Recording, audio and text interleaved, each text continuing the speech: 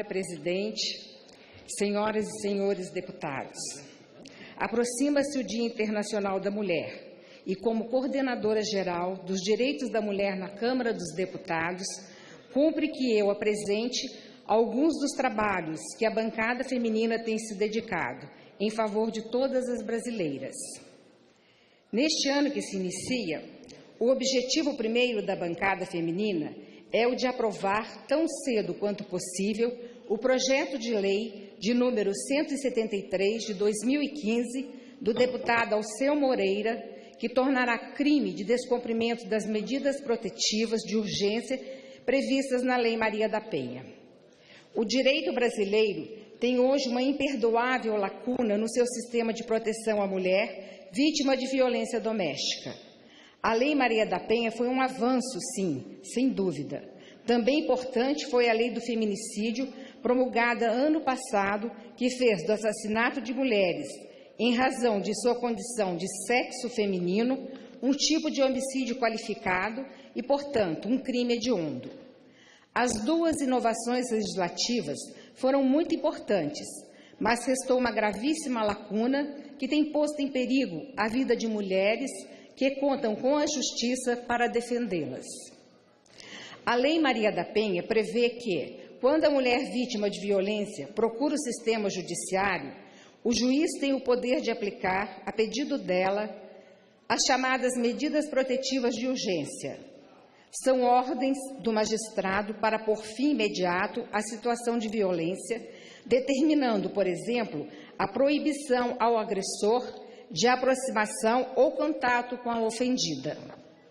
Ocorre que, hoje, segundo o entendimento do STJ, o descumprimento dessas medidas não é crime. O juiz, representando o Estado brasileiro, dá uma ordem. O agressor a desobedece, mas não há crime nenhum. Esse é o entendimento predominante. Assim, sem ameaça de pena, a medida perde efetividade. É para corrigir isso que queremos ver aprovado o PL de 173 de 2015. É uma matéria que vai tornar crime a desobediência às medidas protetivas impostas pelo juiz. Embora tenha sido apresentado ano passado, já está na CCJ e, graças ao esforço da bancada feminina e dos deputados afetos ao tema, há de ser levado ao plenário quanto antes. Já é bastante difícil para a mulher tomar a coragem de se dirigir à delegacia e denunciar a violência que sofre. Quando faz, muitas vezes é porque a convivência já se tornou insuportável. A essa altura, ela precisa de socorro rápido e eficaz. Por isso, garantir o respeito às medidas protetivas tem sido a principal preocupação do sistema de proteção às mulheres. Algumas soluções se tornaram famosas. É o caso do Botão do Pânico, um programa que teve início no Espírito Santo, em que são distribuídos aparelhos com o qual a mulher pode emitir um alerta às forças policiais assim que se vê em perigo. Se o juiz proibiu que seu agressor se aproximasse, ela pode chamar a polícia tão logo o veja por perto. É um programa inovador e digno dos maiores encômios, mas é também limitado. E se traz maior segurança à mulher, não resolve o problema da impunidade do ofensor, que não pode ser preso em flagrante, porque o desrespeito ao comando judicial, nesse caso, não configura como crime, segundo o STJ. É esse o absurdo da situação que precisamos corrigir. Só a criminalização do descumprimento de medidas protetivas autorizará a polícia a prender em flagrante o agressor que prossegue em suas tentativas de intimidar a vítima. Do contrário, toda a criatividade das autoridades policiais e judiciárias, por mais devotadas que sejam a concepção de programa de proteção à mulher, esbarrará sempre no obstáculo jurídico da impossibilidade de levar o agressor desobediente à cadeia. Não sou só eu quem diz isso. Essa foi a opinião prevalecente no debate promovido pela bancada feminina em novembro do ano passado, aqui no Congresso, chamado de Pautas Femininas.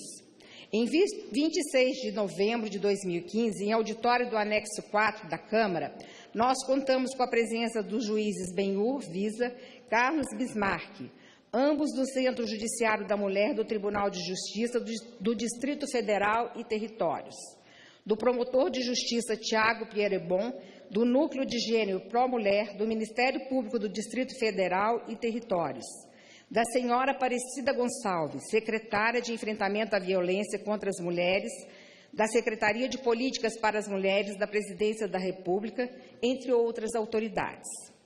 Na reunião presidida pela deputada Elcione Barbalho e por mim, ficou muito claro porque é tão necessária a correção dessa falha no nosso direito.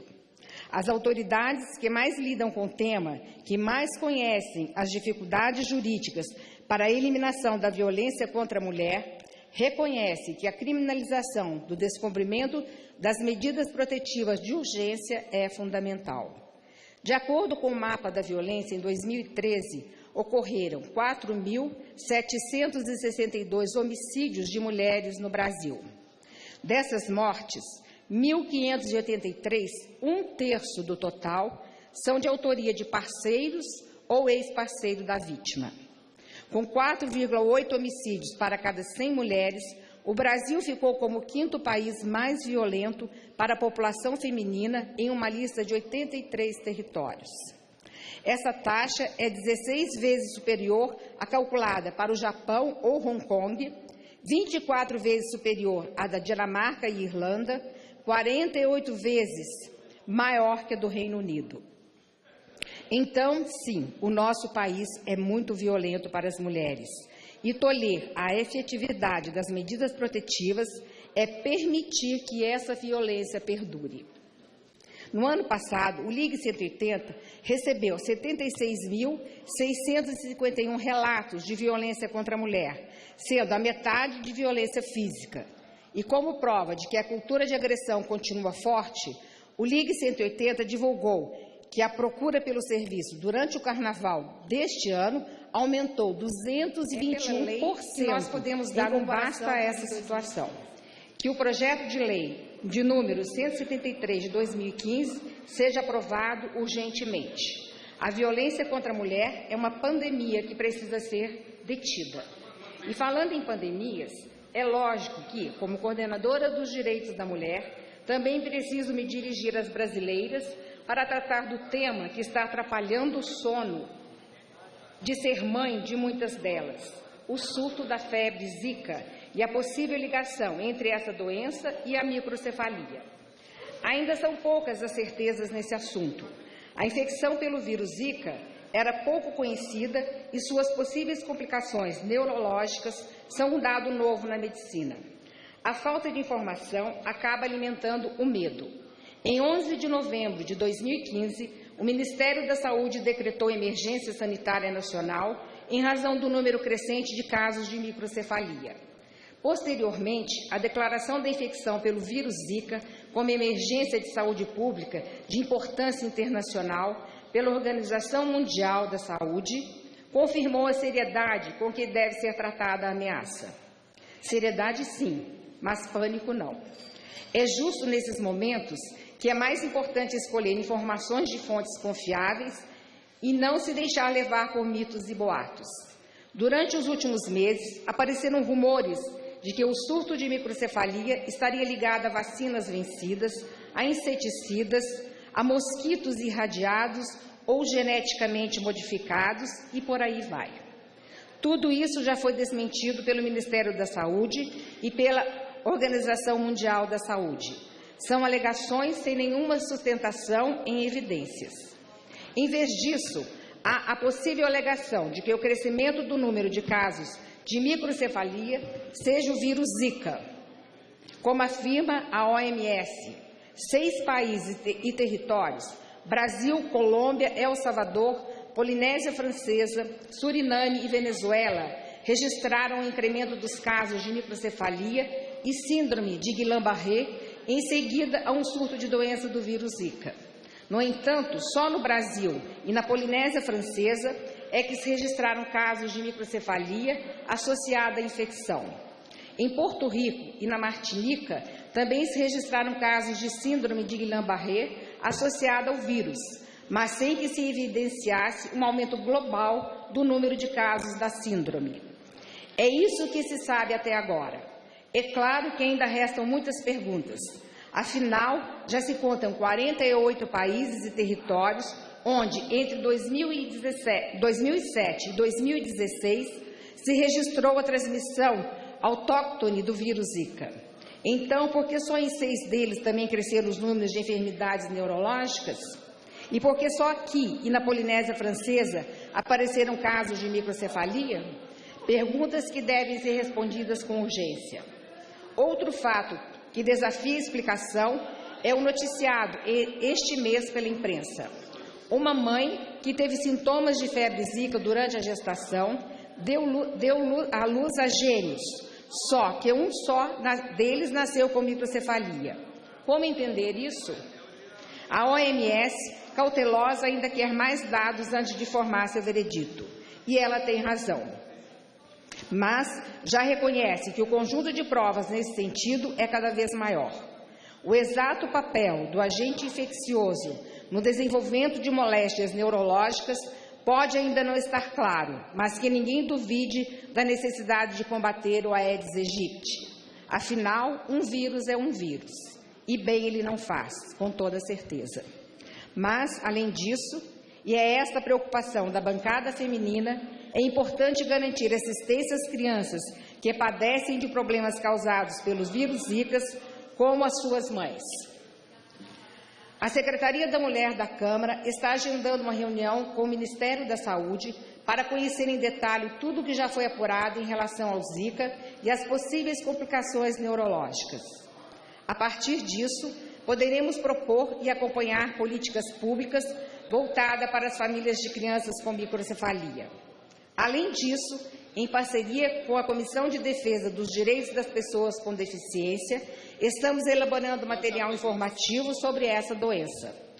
A difusão de informação correta é muito importante para que as famílias saibam de seus direitos e procurem os tratamentos que permitam o melhor desenvolvimento possível da criança. E, ademais, inibe os preconceitos que a ignorância alimenta. A Secretaria recebeu denúncias de manifestações preconceituosas em redes sociais a respeito das crianças com microcefalia.